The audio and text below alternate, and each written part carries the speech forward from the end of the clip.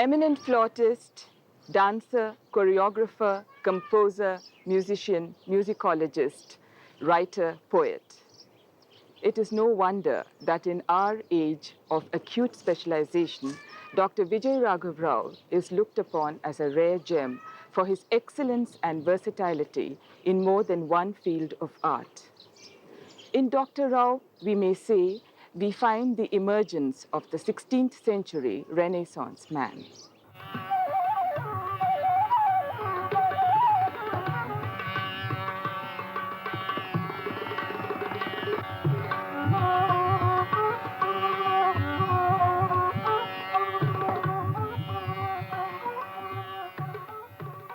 We are indeed most privileged to have with us today Dr. Vijay Raghav Rao. Vijayji, let's begin at the very beginning. What was the family environment like? How was it so conducive that you could take to so many arts at such a young age? Well, it was a middle-class family with all its trials and tribulations, and perhaps to escape from the painful realities, I and my elder brother took to the fine arts as extracurricular activities. My cousins used to sing Carnatic music, though they were not professional performers as such. They had a thorough grounding. Years later, when we looked back, we found that life without creativity is devoid of life itself, and we thanked God because one of the most beautiful gifts that God has bestowed upon our family is the power to express one's inner self either through sweet sounds of music or thought-provoking words and verses. Later on, today, my brother is a very well-known poet in Andhra. He has just retired as the chief editor of an established magazine. And as for myself, well, my life is an open book.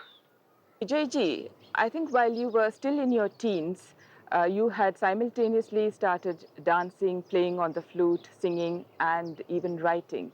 At the time, did you have any idea of seriously branching out and specializing in any field of art, or did you just enjoy doing everything? Well, let me confess, the flute is my first love. I adore it, I pine for it, I invoke it for all my innovative experiences. It's perhaps my open window for the world of sound.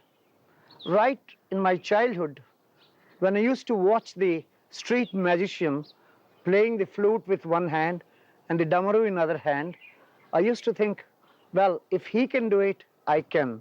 And I was fascinated by his playing, so I bought a small flute for 8 annas and began to toy with it. Right then, it was just, what should I say, the formative period. And moving from the world of my childhood to the world of my maturity, I found that there was a gradual change in the environment.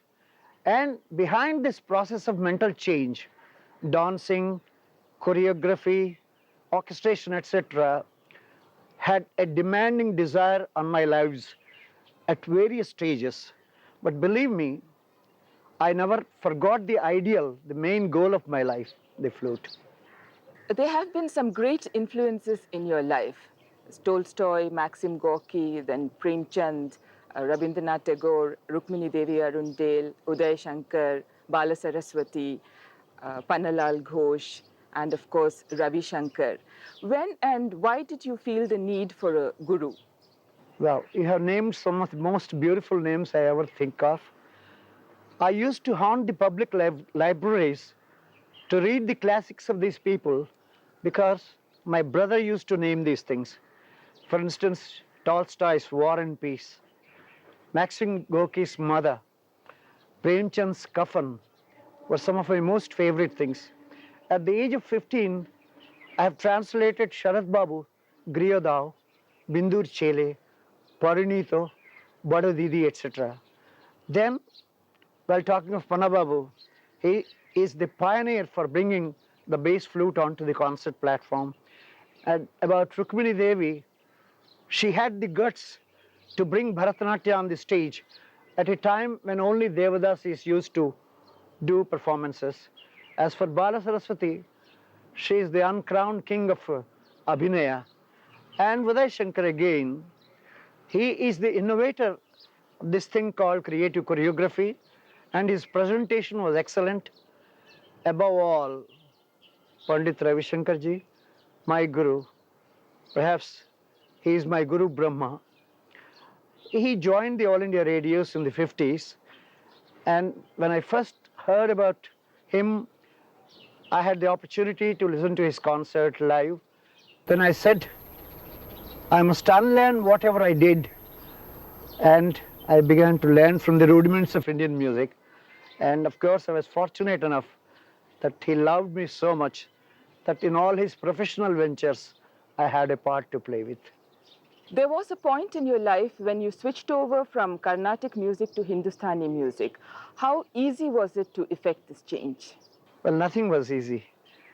Any system in the world, whether it is Hindustani, Carnatic, or Western system, given a maestro who understands the rudiments of this, the aesthetic experience is equally the same. And one who denigrates one system over the other, perhaps is looking at the elephant like the six blind men. There is nothing wrong with the systems, but the individual who practices it.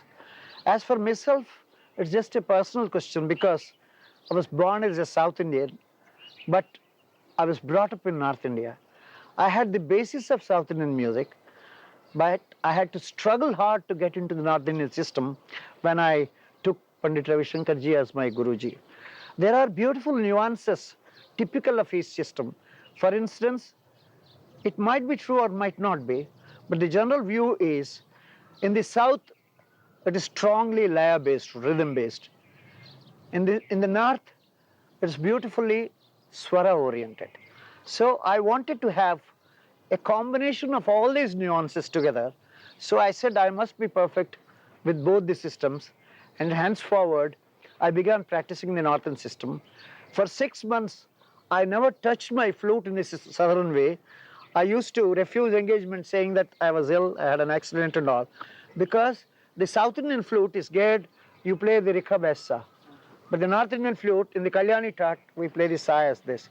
So it took me several months to gear myself to the North Indian system. Vijayji, you had two very long stints, one with the All India Radio and the other with the Films Division.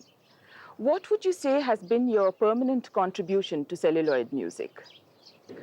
Well, first I must thank both these institutions because they have been the arena of my practical professional training. While I was doing work, I was in fact learning. These were the two places where great masters used to visit. First thing I felt in AIR was the supremacy of the spoken word. And the same thing after AIR turned out into television and the film medium, perhaps some people forgot that the film medium is such a powerful medium. It should not just be taken away with the spoken word.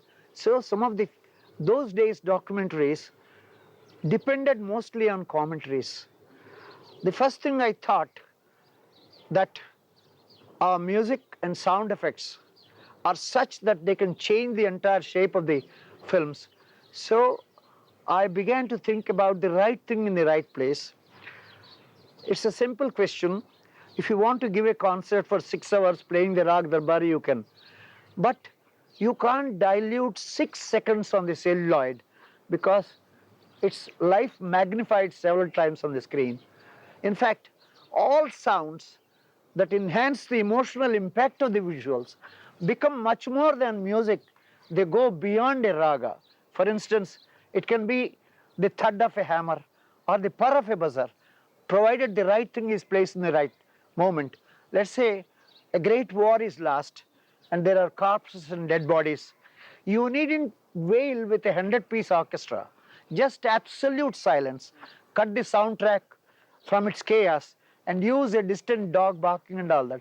Perhaps you would feel the same aesthetic appeal as if you had orchestrated it. if you can see Alfred Hitchcock, just in a vacant room, he will keep a broomstick and he will give such ominous music as bum, ba ba bum, ba ba bum. It will look as if the broomstick is going to murder you. That is the power of the soundtrack in films. So I understood the secret. And later on, actually some of the films that came out were totally without a single word. I should say Through the Eyes of a Painter, done by M.F. Hussain, which won the Golden Bear.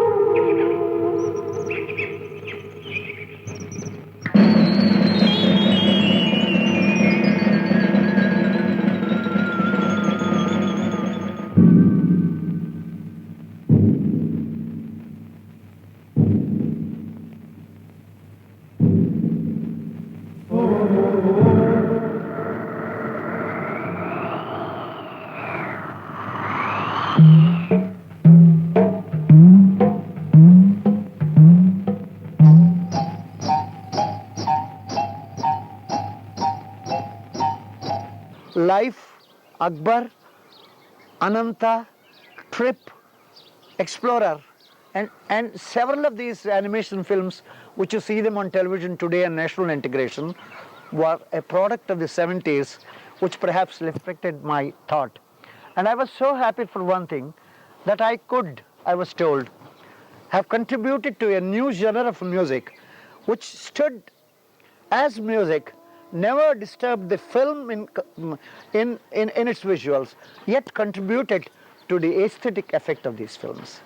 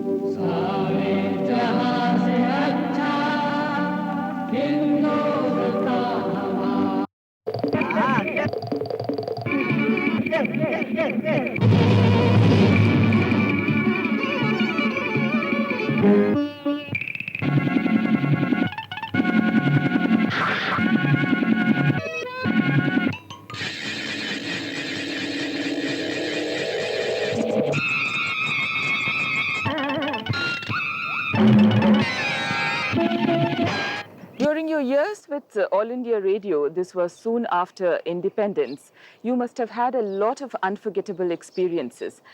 Could you recount some of them? Apart from my professional stints, I have several memoirs to recollect. Whenever I think of them, I get dismayed. The first one I should say, I used to go on my motorbike from Karol Bagh to All India Radio, and each day I would see Mahatma Gandhi's prayer meetings in Pachkia Road. One of those days, I was on duty at the All India Radio. At the tag end of a recording, instead of the speech, I hear a bullet sound. We were thunderstruck, and having no instructions from the authorities, because nobody foresaw it, all of our artists whom I was heading, I just abruptly said, let us sing Raghupati Raghav Rajaram. And today it has become a symbol associated with Mahatma Gandhi. Number two, Sardar Patel ji was convalescing, he was ill, he was brought to Birla House. Each day, myself and a Sarangi maestro, Gulam Saber, were put on duty to treat him with soothing, sweet music without rhythm and all that, so that he can enjoy and relax. And the third one, Perhaps I was the first one after independence to conduct the national anthem on the ramparts of the Red Fort. Now it has become a movement by itself. Vijayji, coming back to your first love, the flute, one notices you play a rather long flute, perhaps about 3 feet long. Is this something very singular to you? To say in one word, it fascinated me because it is the true facsimile of human voice. Because in the Vilambit passages of an alap, when you delineate them, you feel that the sobriety and the depth of Indian music in the first stages should come out in your renderings. For that period, I mostly use my bass flute. Can I play it for you and sing also?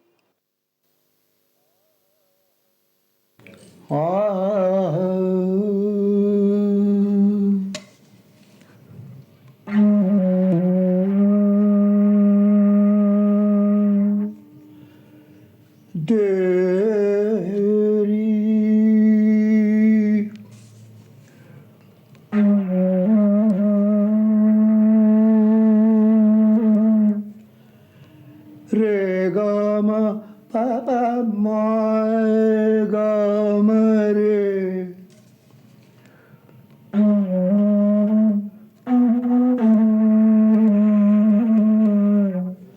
Re ga ga ma pa re pa ma ga.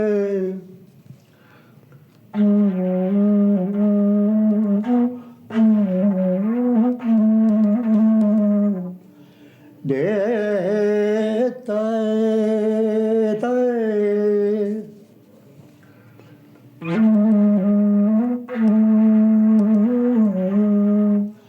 da da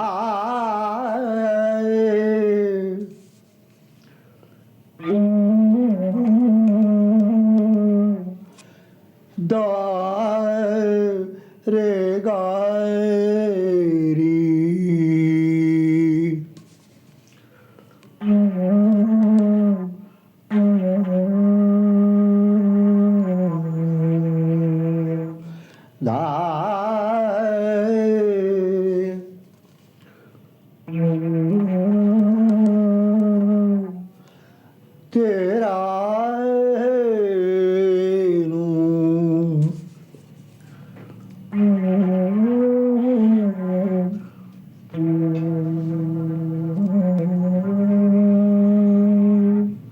No end to it.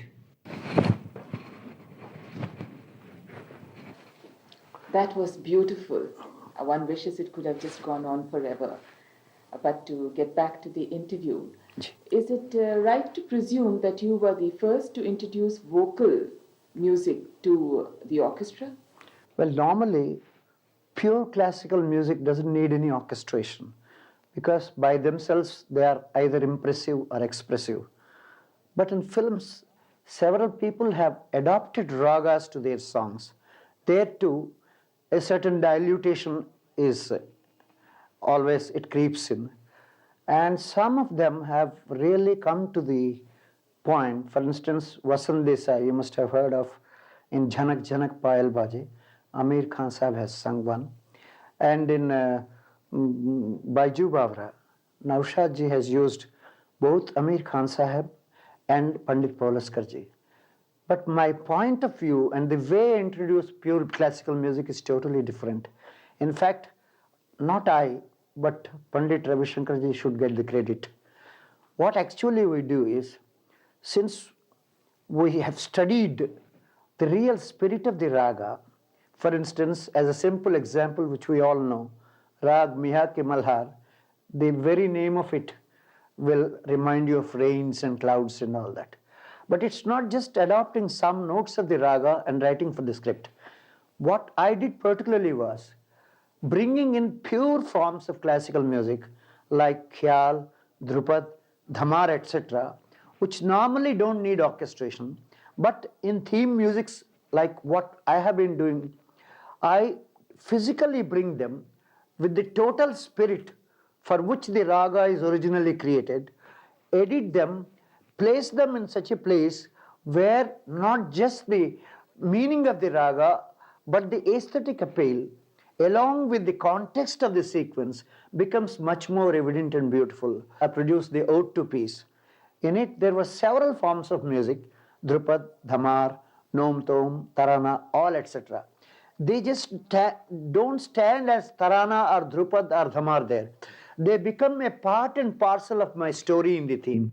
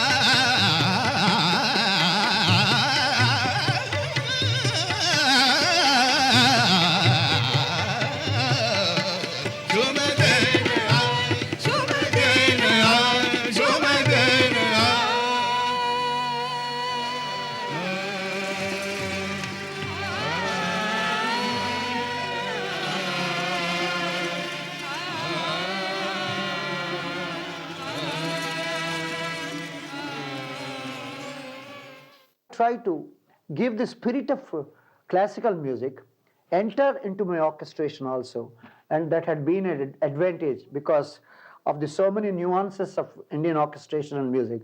We can't avoid the beautiful spirit of Indian classical music in its purest form. Now, you have composed music for a number of feature films. Perhaps this is a lesser known facet of your life. And you have also assisted Ravi Shankar in a number of films. Now, how did the purist in you reconcile itself to composing music for the formula Hindi film? Well, first thing, let me tell you, this notion that commercial films are normally very bad and the new wave films are very good may not be really correct. To my opinion, there are only two kinds of films: the good films and the bad films. Of course, there were several experiments in commercial films too. Qanun had no songs at all. Ittefaq, then Yadein, all these come under experimentation in commercial films. But really the new wave started with Mrinal Sen's Bhuvan Shom aided by the Film Development Corporation, and I was lucky to be the music director of that film. The first experiment I did was with just 5 musicians in a friend's room. I recorded the whole music on quarter-inch tape, and probably for the first time, the whole music from quarter-inch tape to the magnetic tape and to sound negative was transferred, and we saved a lot of money in that.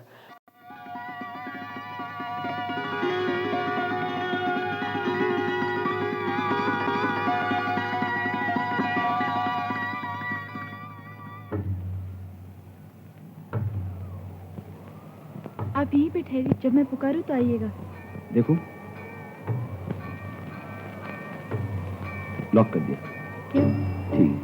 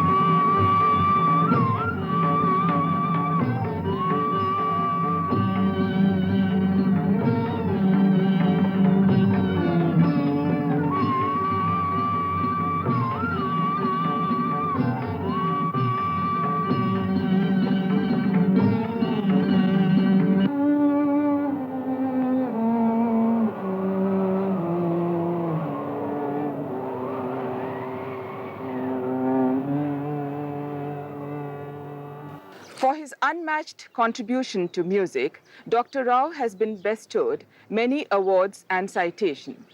Among them are the Padma Shri and the Sangeet Natak Academy Award.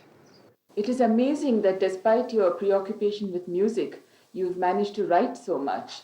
Now, as a poet, you first wrote in Telugu. Yeah. And then you branched out into English also. It was perhaps simultaneous. Some of your poems, especially the ones that are published under Nirvana and other poems, have a religious touch to them. Is it possible that you identify with Lord Krishna on account of the flute? Well, it may be true to some extent, but I go by a different manner. Words and music, how closely related they are. Even the very definition of Indian music, Geetam, Vadyancha, Nrityancha, Trayam Sangeetam Uchyate. It's a beautiful combination of song, instrumental music, and dance. If the word is the thought incarnate, and so is music, and poetry is the music of my soul, aesthetic pleasure elevates man to such heights of extreme sensitivity that we forget all bonds of caste, creed, and nationality, and we become an absolute one. And to come into that spirit, it's perhaps poetry that I feel that I can reach my audiences. Then, whenever I write poetry, it suggests me of various musical movements, and whenever I make music, I simultaneously think of poetry also. So they are so interwoven that they are perhaps interrelated and indispensable to my creative work. I think our viewers would love to hear you recite some of your poems. Here's a small poem called Prelude. When I first wrote this poem, I thought I wanted to tell why I live for. Perching grim on a perilous brim, and pelting pebbles into fathoms of time to reach a drop and quench the thirst of ages in quest of that elusive one, and measuring infinity with heartbeats in the trivial span of a lifetime, someday, far from the precincts of the forlorn cage, I flutter, fly, fade out. Here is another poem. This is during the period of my love and turmoil. It's called Fond Hopes. These jasmine flowers are bewitching. Their fragrance whispers an awning to adore your plates.